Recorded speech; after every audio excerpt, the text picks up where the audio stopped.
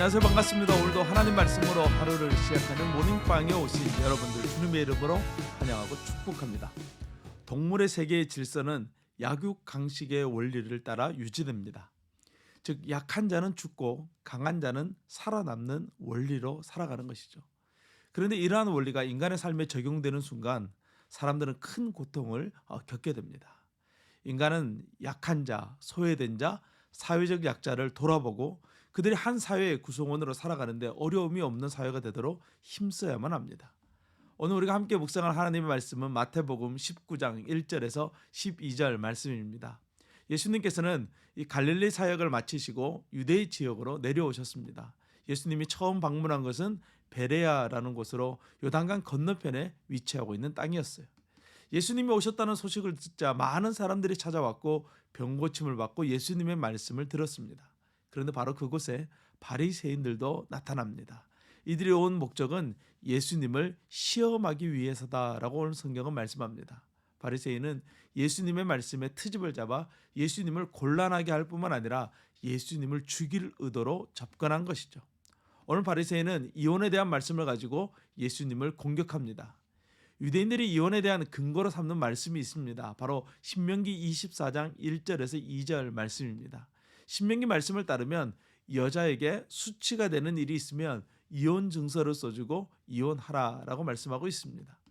예수님 당시 이 남성들은 이 말을 이혼의 근거로 삼아서 이혼 증서를 써주기만 하면 얼마든지 이혼할 수 있다라고 가르치고 실제로 그렇게 살았습니다. 바리새인들은 정결하지 못하거나 또 집안일을 잘 하지 못하거나 실수를 하거나 또 지금의 아내보다 더 훌륭한 아내를 만난다면 얼마든지 이혼할 수 있다라고 가르쳤어요. 당시 시대는 남성 중심의 사회였어요. 이러한 사회 속에서 남성들이 이기적인 욕심과 욕망을 채우기 위해서 이혼에 대한 이 신명기의 말씀을 악용하고 있었던 것이죠. 예수님은 이러한 남자들의 악한 행동들에 대해서 단호함으로 함부로 이혼해서는 안 된다라는 말씀을 마태복음 5장과 오늘 마태복음 19장에서 말씀하십니다. 신명기 24장, 마태복음 5장, 그리고 오늘 19장에 나오는 이 이혼에 대한 말씀은 이혼을 해야 하는가 하지 말아야 하는가에 초점이 있지 않습니다. 오히려 이혼을 할 경우 사회적 약자가 될 이 여성의 인권을 보호해 주어야 한다는 것에 그 말씀에 핵심이 있는 것이죠. 오늘 말씀 8절 말씀을 보면 바리새인들은 이혼은 아내를 버리는 것이다 라고 생각하고 있습니다. 당시 사회 속에서 이혼으로 인해서 버림받은 여성이 할 수 있는 것은 아무것도 없었습니다. 과부는 그래도 보호를 받았지만 이혼한 여성은 사회적인 낙인을 받아 소외된 삶을 살아야만 했어요.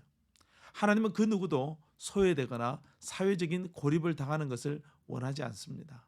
모든 사람은 인간이라는 이유 하나만으로 존중받아야 될 권리가 있는 것이죠.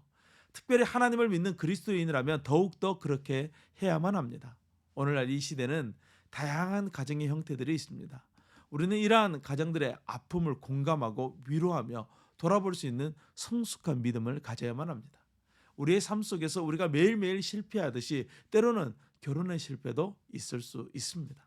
실패가 우리의 목적이 되어서는 안 되지만 실패가 정죄의 도구로 사용되고 또 자기 욕망을 위한 도구로 사용돼서는 안 된다라는 것을 예수님은 강력하게 말씀하고 있습니다. 간혹 사람들은 말씀을 흑백의 논리로 접근하려고 하지만 말씀은 오히려 사랑과 자비의 대원칙을 늘 가르쳐주고 있습니다. 말씀을 묵상하면서 나의 뜻은 점점 사라지고 하나님의 뜻이 더욱더 분명해지는 저와 여러분 될 수 있기를 주님의 이름으로 축복합니다. 오늘도 하나님의 말씀과 함께 승리하세요. 샬롬.